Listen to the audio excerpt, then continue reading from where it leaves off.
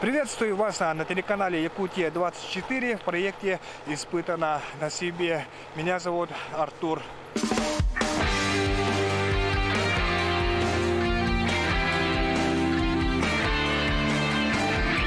Испытано на себе.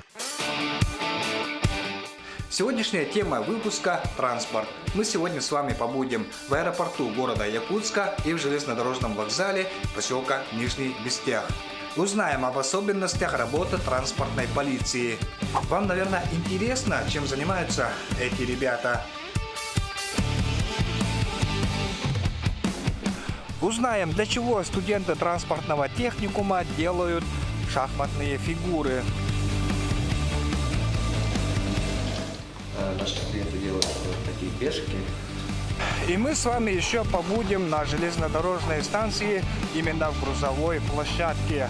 Это «Испытано на себе». Меня зовут Артур, и мы поехали.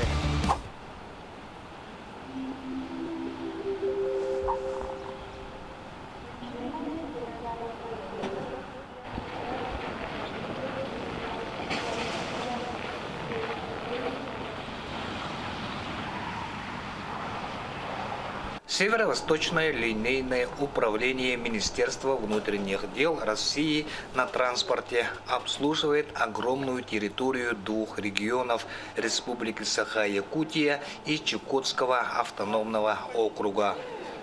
Отдел внутренних дел на транспорте, она же транспортная полиция, специализированная охрана, которая создана для обеспечения правопорядка и борьбы с преступностью на железнодорожном, воздушном, речном и морском транспорте. Они обладают всеми полномочиями, которые есть у полиции.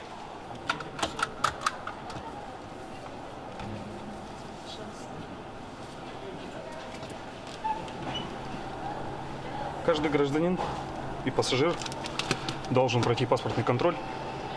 Вот таким способом мы проверяем документы через терминал. Это переносное многофункциональное устройство для проверки документов, удостоверяющих личность, находящихся в розыске. Проверяем документы методом поточного сканирования. И далее уже гражданин проходит досмотр.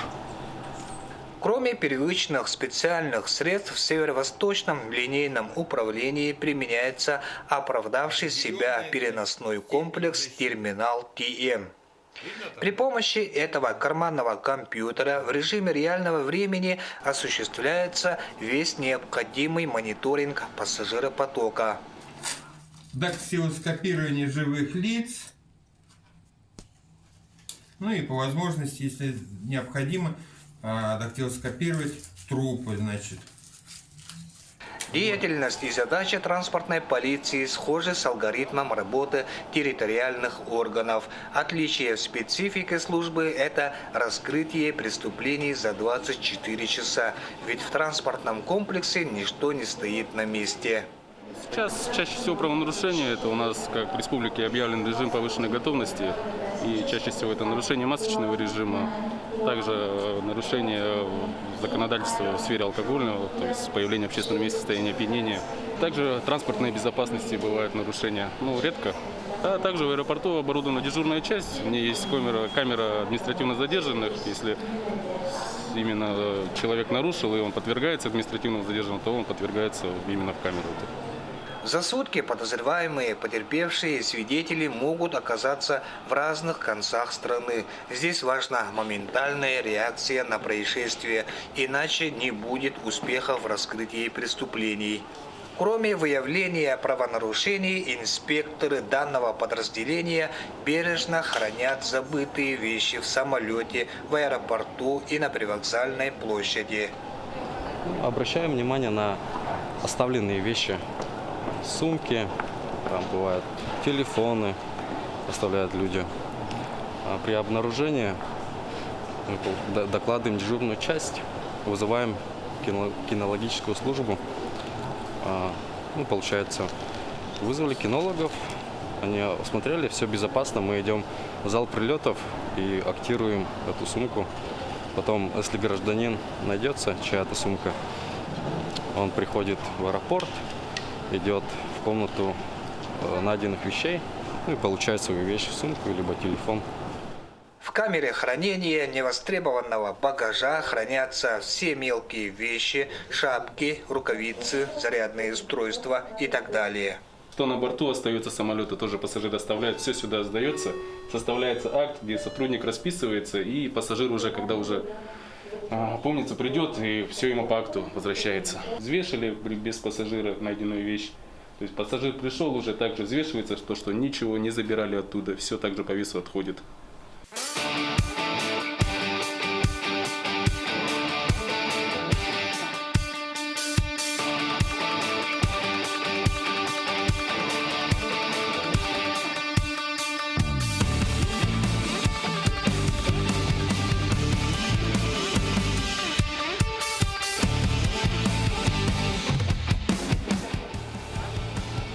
Так, дорогие друзья, я приехал на ЖД вокзал Нижнего Бестяха.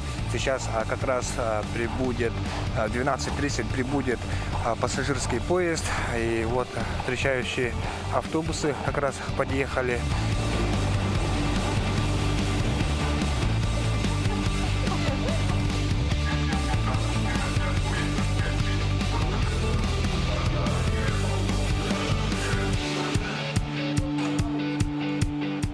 На железнодорожном вокзале в Нижнем Бестяхе давно есть линейный пункт полиции. На сегодняшний день постоянно увеличивается пассажиропоток от 70 до 200 человек в день.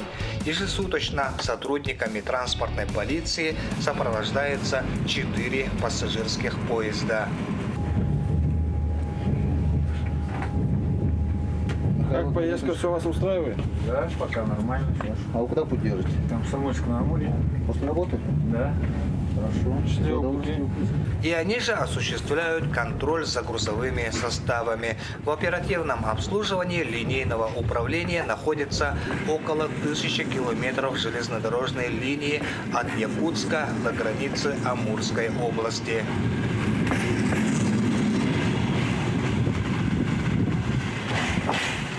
Сотрудники транспортной полиции совместно с территориальными правоохранительными органами занимаются проверкой грузовых составов. Имеются положительные результаты в работе с изъятием контрафактной продукции и незаконной миграционной деятельностью. Более половины выявляемых преступлений управлением относится к правонарушениям экономической направленности. Основной борьбой, над которой работает транспортная полиция, является запрет на курение и распитие спиртных напитков в пассажирском поезде.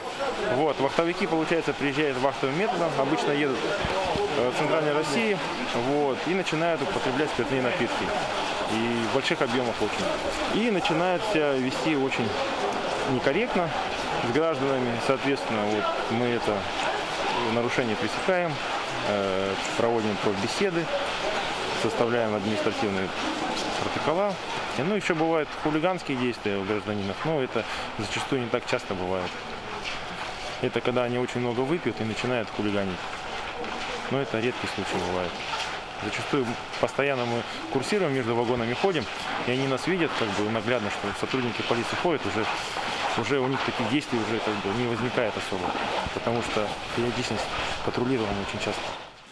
Особые требования к сотруднику полиции – быть годным по состоянию здоровья, эрудированным, волевым и стрессоустойчивым, с развитыми морально-нравственными качествами. Оказалось, что в транспортной полиции служат не только мужчины. В специализированной охране наравне с мужчинами службу несет прекрасная половина нашего человечества. Например, молодая девушка Кристина второй год следит за правопорядком на железнодорожном вокзале Нижнего Бестяха. Так, у меня образование. Я в 2016 году поступила в Череповецком колледже пожарная безопасность. Я там училась 3 года. И все, в 2012 году сразу в июне закончила и сразу поступила здесь, в Северо-Восточном ВУД. У меня специальность по пожарной безопасности диспетчер. Или, может быть, его инспектор. Там вот в горловине работает контейнерная площадка «Локомотив». вместе с контейнерами. Дорогие телезрители, пока я нахожусь в вокзале, покажу техническую часть работы железнодорожной станции. Вот как раз приближается поезд пассажирский из Нерюнгри, и по прибытию поезда и высадке пассажиров мы пойдем смотреть, как выполняются маневровые работы.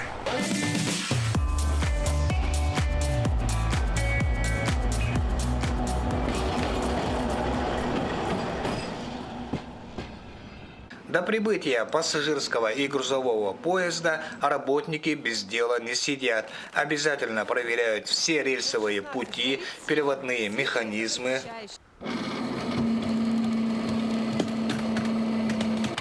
Все, спасибо, Вероника. На месте прибытия состава вагонов на посту стоит техосмотрщик и внимательно слушает звуки стуков ходовой части поезда. Пассажирская келді, 48-й путь кавара, бұл второй путь, 48-й путь кавара. Она провод қалуыт. Она тел смотрим олда. Уже постугуя на нем. Она колодка, олары ба колодка, олары хайыр. Оны кейхе бара гәрмия тормозигна вот, ола ветер тормхан брекалиют. Оны бұл справку хрен береют. Машинистка, тормхан справный тоқте.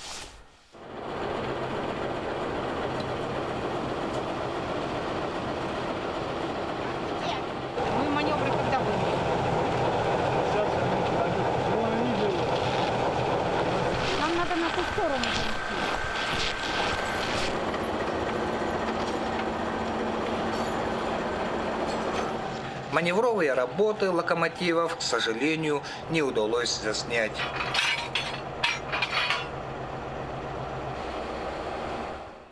Зато мне показали грузовую площадку, где большегрузные техники погружают и загружают контейнеры.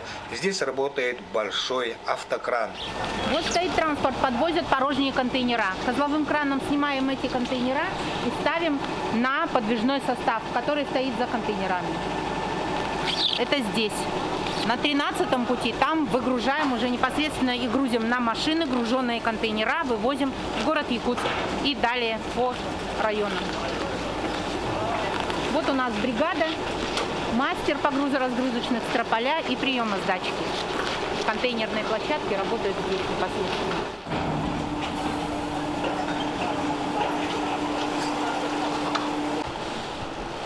У меня звука нет.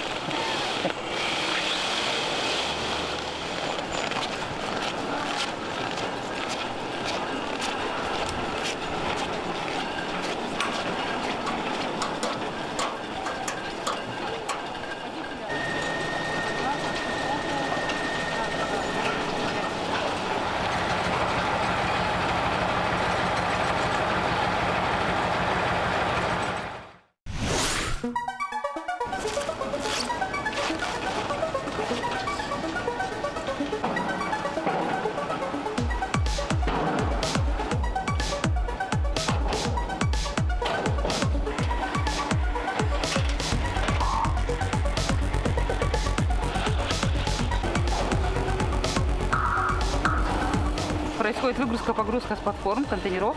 Также с машинами работаем, отрабатываем машины.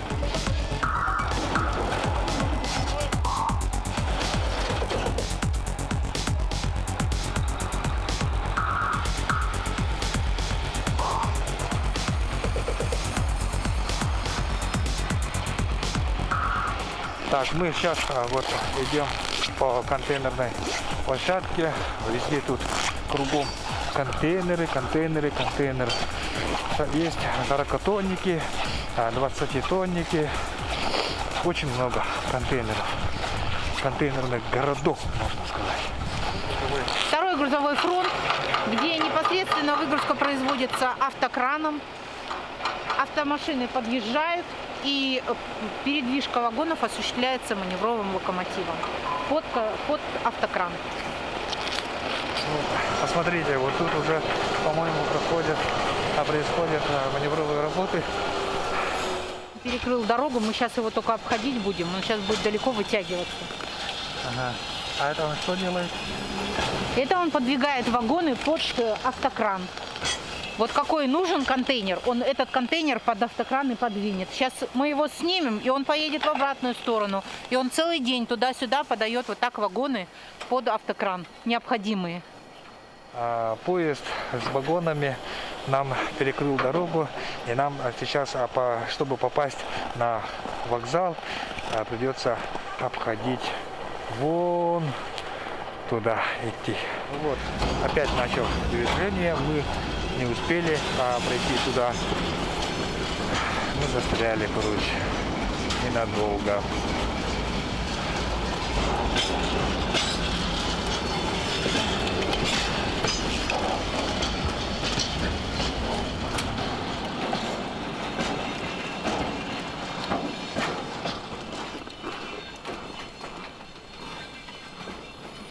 Захотел снять маневровые работы, но не тут-то было.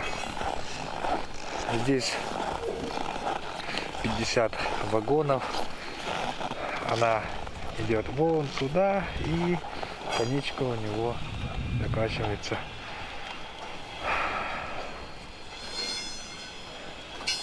Бесконечный поезд, короче. Вот большие грузы стоят, ждут своей очереди. Кстати, вот и наш вокзал. Мы не можем туда пробраться, хотя нам близко. Здесь два локомотива, один пассажирский, один грузовой. Они здесь работают целый день. То есть грузовой поезд работает целый день. Она катается туда-сюда до вечера. Работа железнодорожников – очень ответственное дело. Они отвечают прежде всего за безопасность движения пассажирских и грузовых поездов. 3 белые, займ 106, маршрут готов. 2167, займ 106, тянем, хвостом, тамбур. Дежурный по станции занимается маневровой работой, работой с поездами, прибытием, отправлением, отвечает за безопасность движения поездов, то есть сменный начальник станции, который с помощью, точнее с бригадой, составителем подает вагоны под фронт выгрузки, выбирает, формирует поезд, отправляет, то есть работа непосредственно с вагонами, с выгрузкой, с подачами, с уборками. Испытано на себе.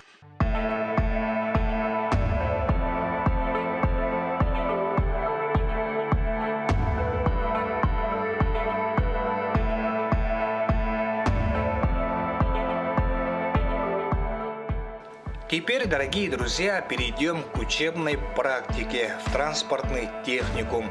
Техникум готовит будущих специалистов железных дорог. До недавнего времени здание техникума пустовало в связи с карантином. Студенты транспортного техникума после долгого карантина начали очное обучение. Приехали не все студенты, а первая группа, которая должна пройти практику на базе техникума. Это студенты второго курса. Проходят учебные практические занятия. Как видите, студентов совсем мало. Из-за ограничительных мер их разделили на группы по 3 человека. В электромонтажном 3, на токарных станках 3 и то же самое на слесарном 3 студента проходят практику. В 2015 году строили новый мастерской. Вот как видите, вот имеется 9 рабочих мест, верстаки металлические. Оснащен очень, даже я говорю, очень современными станками. Сверлильный станок. Вот сами видите, все инструменты, и все, которые мы пользуемся, все есть. Есть фальсогибочные станки. Вот. Мы делаем с этих станков желобы для дождя. Можем делать оцинкованные бочки для нужд дома. И вот все здесь показано. Доска есть тиски, задочный станок, фрезерный станок, сверлильный станок и сам станок труборист. Студенты учатся 8:30 утра до 1:30. Это, то есть, у нас 3 пары, так как до этого мы учили дистанционно. Дистанционно практически учебу никак невозможно дать, только можно дать очно внутри мастерской. Для чего же студенты делают шахматные фигуры? Как раз об этом сейчас вы узнаете. Меня интересует, а почему именно они делают шахматы? Шахматы, чтобы получить навык, пользоваться станком полегче. Это трудно делать. Они получают навык побыстрее. Не то, что все время точить гайки, болтики, это, чтобы разнообразить, чтобы получилось такие изделия. Серьга делают, например, вот эта ручка в виде серьга. Сувенирные изделия делают, например, брелки делают. Чурон делают, так режет, и здесь фиксация. Шибочки. Не так. Они сделаны специально из таких мягких металлов. На станке оттачивают и создают вот такие вот прекрасные изделия. Тут коновязь, чурон маленький.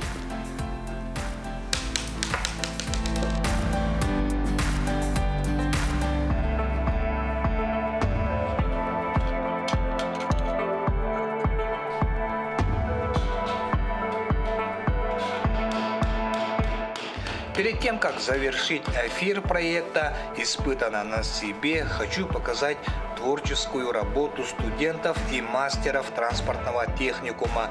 Этот арт-объект – победитель всероссийского конкурса, посвященный 80-летию профтехобразования 2020 года. К сожалению, из-за сложившейся ситуации я не смог встретиться со студентами, которые создали арт-объект. Но мне удалось пообщаться с мастером производственного обучения Самсоном Александровичем. Самсон Александрович, расскажите поподробнее, вы участвовали в создании этого арт-объекта? Я был руководителем, у нас был руководитель боя, Федотов Айтал Яковлевич и я.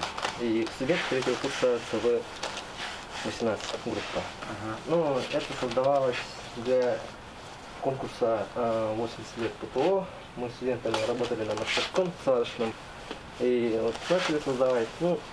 Была задача сделать какой-нибудь арт-объект. И мы подумали, что пойдет у нас паровоз, как так у нас техникум этого ЖД, железнодорожного. Мы создали вот такой поезд. Это нас зовут этого студента нашего Толик, назвали сами. И как это получилось? Вчера думали с Айталом Яковлевичем, как создать. Думали, и у нас в голову зашла. Идея сделать просто паровоз, и потом начала сама по себе добавляться там некие по ходу дела, книги там создавали. Так получилось у нас. Тяжелая работа, получилось вот так. А она из чего? Она из металла.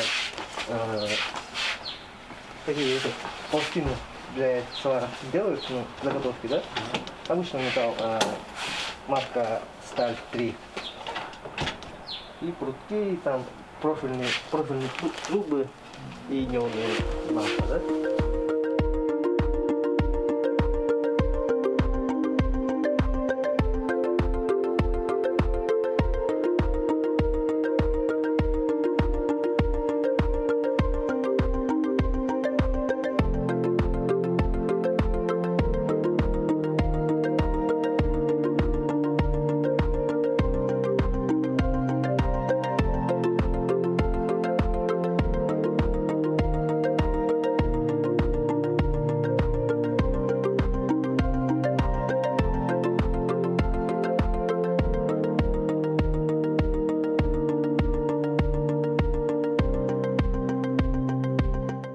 Дорогие телезрители, это канал Якутия-24 и проект «Испытано на себе». Меня зовут Артур Старостин. Я с вами не прощаюсь. Увидимся в следующих выпусках.